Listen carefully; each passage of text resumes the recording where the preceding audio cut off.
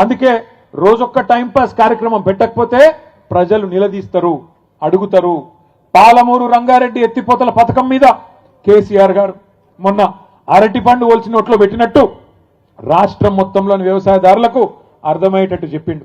ఎట్లా బీఆర్ఎస్ ప్రభుత్వం 90% పనులు పూర్తి చేసింది.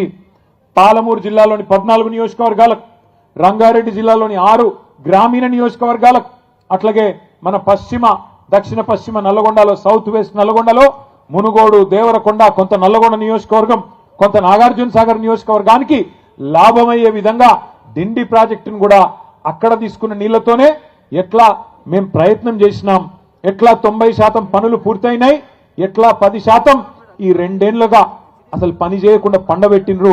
ఇవన్నీ కేసీఆర్ గారు మీకు అర్థమయ్యేటట్టు చెప్పిండ్రు. చెప్పడం మాత్రమే కాదు, కేసీఆర్ గారు ఏమన్నారు, ఆ డిపిఆర్ అంటే డీటెయిల్డ్ ప్రాజెక్ట్ రిపోర్టు ఏదైతే దేని ఆధారంగానైతే మనం అన్ని అనుమతులు తెచ్చినామో దాన్ని కూడా తిప్పి పంపితే 6-7 నెలలుగా కనీసం మాట్లాడే తెలివి లేదు. ఆఖరికి ఆ ప్రాజెక్టుని కుదించే ప్రయత్నం చేస్తున్నావు, తెలంగాణకు ముఖ్యంగా కృష్ణా నీళ్లలో అన్యాయం తలబెట్టే ప్రయత్నం చేస్తున్నామని చెప్పి కేసీఆర్ గారు గర్జిస్తే దానికి సమాధానం చెప్పే సత్తా లేదు. సత్తా లేదు కాబట్టి ఏం చేయాలి, కేసీఆర్ మీద కేసు పెడుతున్నా అని లీక్ ఇవ్వాలి. దాంతో తెల్లారి పేపర్లను కాళ్ళు పట్టుకొని తెల్లారి తాటికాయంత అక్షరాలతోని కేసీఆర్ కు నోటీసులు అని చెప్పి తెల్లారి పేపర్లు రాయించాలి, ప్రజల దృష్టి మల్చాలే. ఇది ఆయన ఉద్దేశం.